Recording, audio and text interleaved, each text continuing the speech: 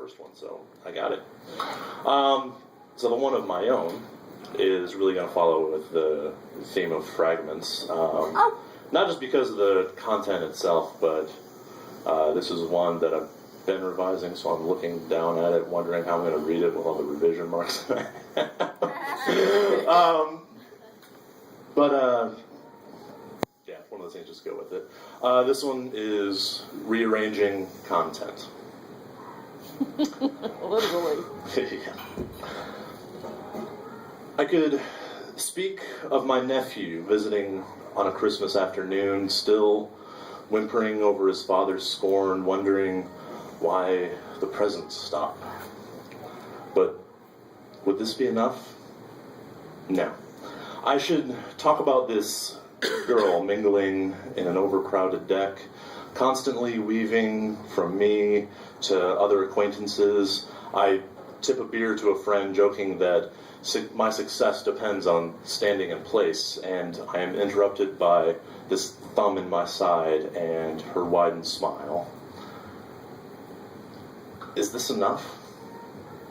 Perhaps I could speak of the ditch where I put my car on a misjudged swerve, and how fast the storm began, as if to claim its prize, and how more than a dozen men came with full resolve, as if to refuse the sky of triumph. One friend put his hand through my rear light, and as I later wrapped the wound, each rotation turns with an apology I know cannot suffice. Can this be enough? No. I'm calling back the ghosts, old muses that might shudder through these bones what begs to be remembered, to be relevant.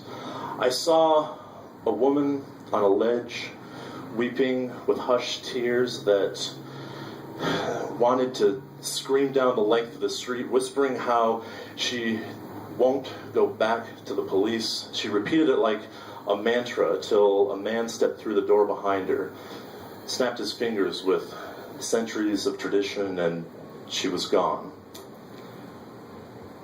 I held a man's hand as he spoke of his mentor, an EMT riding to the highway where he was called, and there he turns over a body,